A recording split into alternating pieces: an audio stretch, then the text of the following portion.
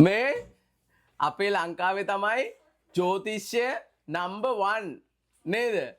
කේන්දර බලලා බඳිනවා.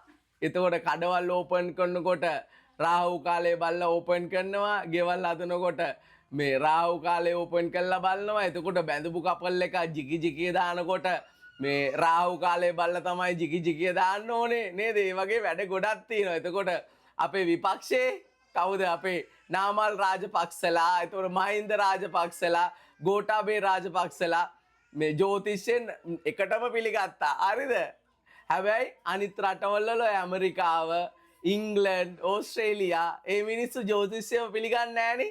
ජ්‍යෝතිෂයේ කේන්දර බලන්නෙත් නැහැ බදිනකොට. කඩයක් ඕපන් කරනකොට ඔහේ කඩේ ඕපන් කරනවා. හරිද? හැබැයි අපේ ලංකාව ජ්‍යෝතිෂයම බල්ලා ඊටපෙව් බංකොලොත් කරා බංකොලොත් කිරිල්ලා හික වෙන්නම බංකොලොත් කරා නේද? වගේ කියන්නේ ජ්‍යෝතිෂය හොද්දටම බලලා තමයි ඒව කරේ නේද? මේ නාමල් කොළුවෝ මේ උඹලගේ ජ්‍යෝතිෂකාරයෝ කිව්වේ නැද්ද බං උඹලගේ මහප්පා මේ රට බංකොලොත් කරනවායි කියලා? මේ උඹලගේ ජ්‍යෝතිෂකාරයෝ මේ සැරේ කිව්වේ නැද්ද උඹ 2029 ජනාධිපති වෙනවයි කියලා? මේ ජ්‍යෝතිෂකාරයෝගෙන් ආපක් මේ උඹ කොයි ඊළඟ ආත්මෙද මේ ජනාධිපති වෙන්නේ කියලා පොඩ්ඩක් කාලා ගියාක්කෝ උඹගේ ජ්‍යෝතිෂකාරයෙක්ගෙන්. මේ ඔය ජ්‍යෝතිෂ කියන එක වැඩි ඔලුවට ගන්න එපා මචං. හරිද?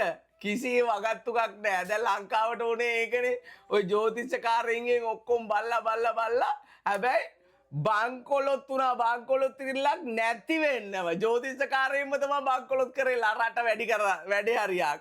ඉතින් බලාකෝ ජ්‍යෝතිෂ වැඩි ඔලුවට ගත්තොත් මොලේ පොඩ්ඩක් අවුල් වෙනවා මේ අර නාමල්ලා වගේ.